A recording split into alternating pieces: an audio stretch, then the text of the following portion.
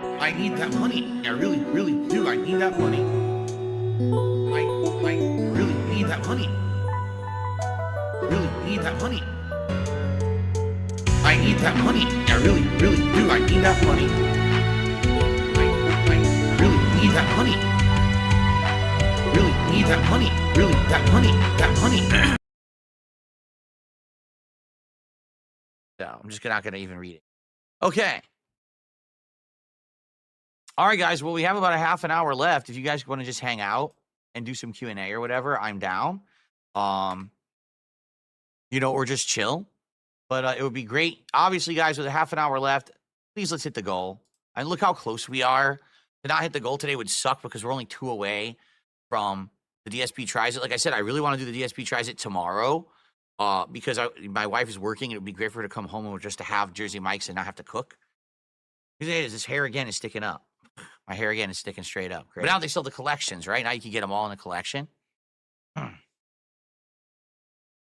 So, guys, we're at $110.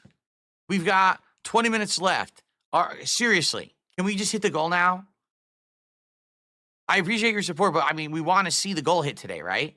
I know some people are like waiting until the last minute because, I wonder if we'll hit it and just hit it now and then we could chill for 20 minutes. That'd be nice. 50. I definitely have a group of core supporters that come by from time to time and will support no matter what. Some people you don't even see for months, and then all of a sudden they come by and they drop a big contribution, right? Others come by for specific stuff. For example, we do have people like Jax Raxer who come by for Friday Night Fights, and if I don't do Friday Night Fights, they don't come by, you see? So it is depending. But I think what it is, there is definitely a group of supporters that come by when there's a game they're specifically interested in or if it's a new release. Then there's people who are here just to chill every day. Then there's people who will come by and support when they can. And then there's people who will come by and support when they want, right? So it's different. It's definitely a different thing. There's a split. But I'm happy that there's people who come by and support whenever. So that's good. Speaking of which, IronChefSakai literally just dropped a $100 super chat. There you go. IronChefSakai, thank you.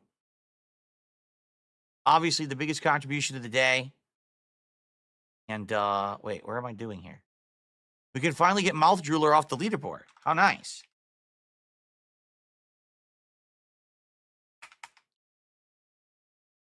So, it is official. We've done it with that super chat. We have hit goal number 69.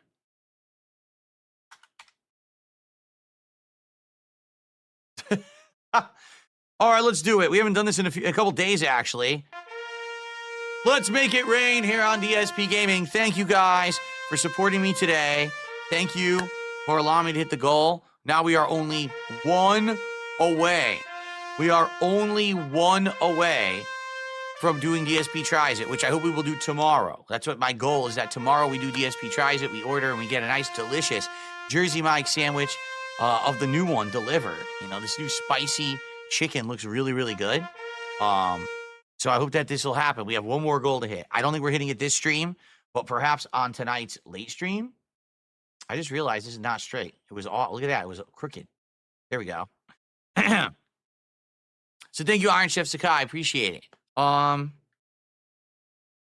also received a $2 tip. It's troll stuff. I'm not even going to read it. It's nonsense.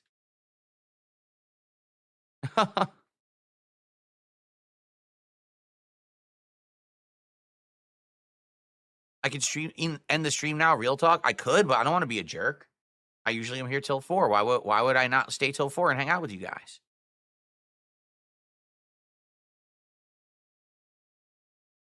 If you guys don't like the electricity, we could just have the lamp like that, just blue. That's okay too. But I like the electricity. I think it looks neat. It's your call.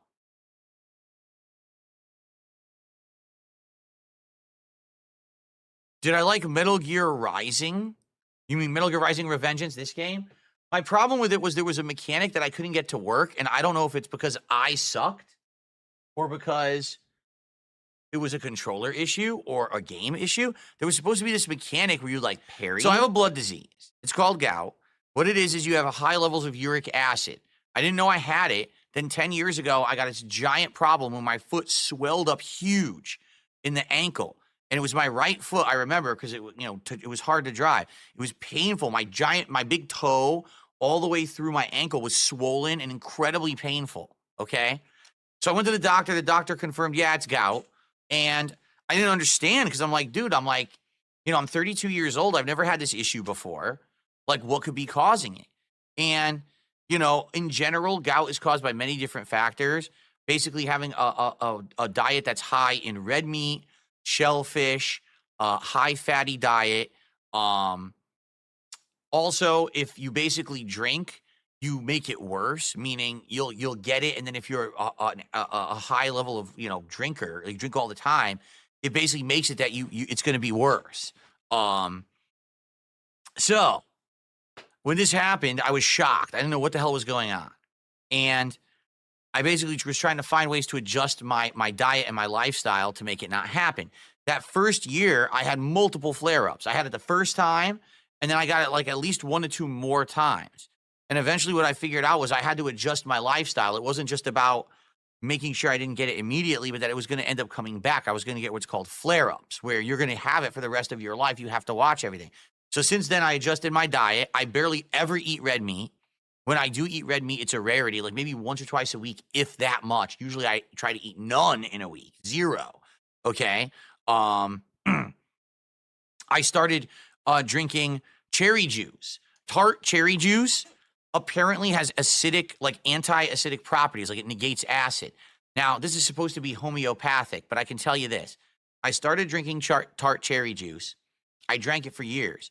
Then all of a sudden I said, I'm just going to quit it cold turkey and we'll see what happens. So I did. And within a week and a half, I got a gout flare up, like right away. So the tart cherry juice absolutely works. I don't know why they can't scientifically prove it. My experience, it works. Like I wanted to get off the tart cherry juice. When I did, I got a gout flare up. So I went right back on it and I don't get them anymore. Like basically, here's what happens. Every once in a while, I'll get some pain in my joint, my toe joint, and it'll last like half a day and just goes away. Because the thing is, I'm not doing the things that would cause it to become exacerbated. I'm not eating excessive amounts of red meat. I barely eat shellfish. Like couldn't even tell you, probably a few times a year I eat shellfish, like shrimp or something like that. So because I've changed my lifestyle, changed my diet, I drink way less now too. That's the other thing. Like a decade ago, I was drinking all the time. Now I don't drink that much. I basically cut down on everything so much that it's not going to be an issue.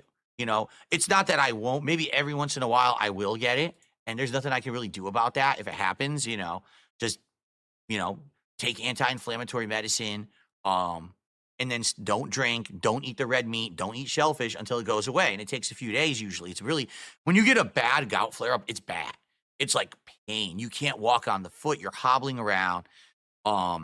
It's excruciating. And the thing is, there's not much you can really do about it. You just got to get through it, tough your way through it. I did get professional level anti-inflammatories. They don't really do that much more than regular anti-inflammatories, to be honest. Like if you just load yourself up with like Tylenol or Advil, it's going to basically be about the same as if you went and got the prescription one. So when was the last time that I actually had a gout flare up? I don't even remember. That's how long. It wasn't 2024. It maybe 2022, because I don't recall it in 2023 either. It still does happen, and there's going to be times when like I'm not watching my diet for some reason, and then I'll get it. Like that's when it's happened, is I stopped paying attention, and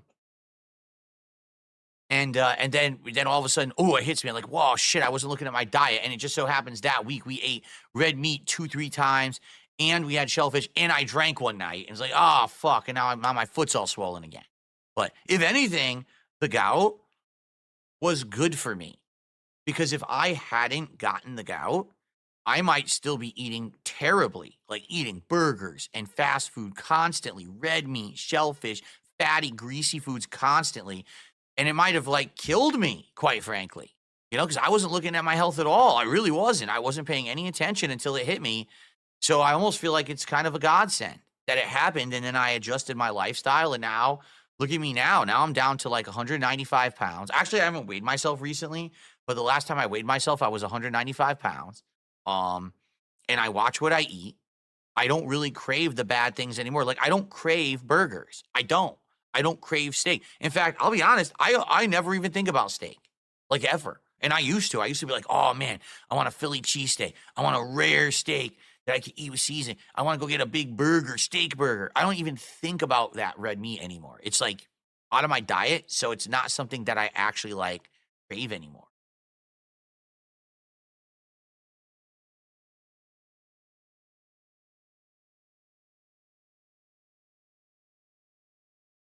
So some people are talking about this. Okay. By the way, we got to get out of here. I just realized it's after 4 p.m. So I don't know if IronChefSakai is still here, but it's this simple. If people ever are in a situation where there's going to be like, oh, someone's going to be modded or something, it's not ever going to happen just spontaneously on a stream. It's not. Like all the people who I've modded and stuff are people who I talked about this behind the scenes. We figured out if they want to be modded or not, and then we mod them if I trust them enough. In the case of IronChefSakai, he was modded, and then all of a sudden, for like weeks, he was like really nasty. And then eventually at one point, just went crazy on stream, derailed my stream. I can't even remember what stream it was at this point, but he completely derailed my content. Oh, I remember. It was the long form react I did to the Medicare document. And he was on here just being toxic. And then I was like, dude, I was trying to be so nice to him about it, but he felt like he just wanted to jump off the deep end, and he did. So he got banned or whatever. And then basically he came back and he apologized and he said that he's going to be a better person or whatever. So I unbanned him, and he was back for a while, and he started supporting the streams in a big way. Now he's back and he supported like crazy this week. Earlier this week, he did insane amount of contributions during Dark Souls. And now today, did $100 super chat. But now in chat, he's asking for mod back. It's like, I'm not just going to hand someone mod back in chat because they're contributing. Like at this point, can I be honest? Can you trust the guy because he threw money at you? Is he going to be a good mod? Honestly, the people who ask for mod like that usually are not a good candidate for mod. It's usually the person who's just a regular who's around hanging out and then says, oh, yeah, I see you got trolls coming in. I want to help you with that. Right? So, no, IronChefSakai, I'm not just going to randomly just hand you moderator status back because you've been contributing lately. If you want to have a conversation about it behind the scenes and we can talk it out, figure it out, I'm down for that. But, it's not going to just happen like, oh, I contributed a lot. Now I bought mod back. No, that's not how it works, To be frank, I don't know if people would trust IronChefSakai as a mod because of the way that he acted. I think a lot of people are going to be like, I'm not comfortable with him being a mod. At any moment, what happens if he's in a bad mood and he turns around and starts doing the bad stuff? And we keep in mind, we just had Jamal as well, who was a fake mod. Basically, he was being nice to him to find out that he was catfishing people. His name wasn't really Jamal. And, oh, I just wanted to get onto the Discord server. Well, you're not getting on the Discord server. I'm not stupid.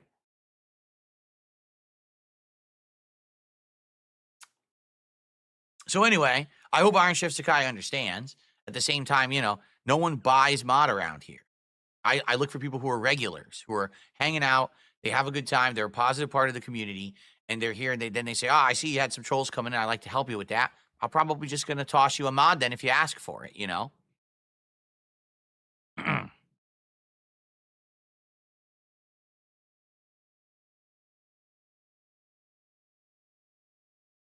Right, stated 100% facts and truth about everything about this kind of stuff. So, for example, I explain, when you tip me, there's one thing I see when you tip me, an email address. Okay, that's all I get, an email address, and then I get your amount you tipped and what you put into the body of the message.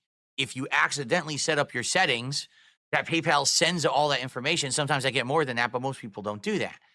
This guy Jamal was tipping for like a month, and his email address never matched the name Jamal. It was a completely different name. So I knew right off the bat this was bullshit, But the guy was being nice, and he said he wanted to help modding, so I modded him. And then he does dumb shit. It's like, big deal, big whoop, right? Yes, you wanted to get onto the Discord server. Well, how did that go for you? The secret mod Discord champions, because I thought it was a dumb little thing that didn't matter. It doesn't, But, I felt like If I had been honest day one, it wouldn't have been a big deal. But, you know, I idiotically made that mistake and continued to just try to sweep it under the rug and be like, we don't need to talk about this. Because in truth, it doesn't affect anything. Look at that. It got even worse. I tried to flatten my hair. It actually got worse. Look at this. Anyway, it's just so dumb. Like, if that's the one thing that people have issue with, well, you lied about a mobile game, then fine, leave. I'm okay with that. If you really can't ever trust me because I lied about playing a mobile game, I made a dumb mistake and I doubled down and tripled down and quadrupled down on it, then leave. You know, it's fine. I got more than enough people who want to hang out with me and don't care.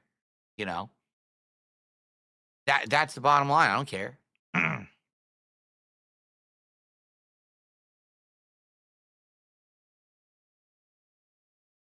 But that's like saying, you know, there's a few other things too. Like when I lied about dates and places I was going so that people wouldn't like stalk me and shit. You know, that's happened. And I've lied about a few, like basically innocuous things that don't matter. It's like things that are just not a big deal.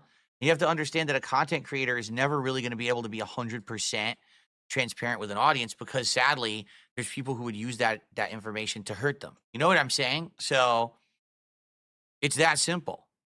You just can't. You really can't trust everything everyone says on the internet of being transparent because there's sometimes you have to do the little white lie.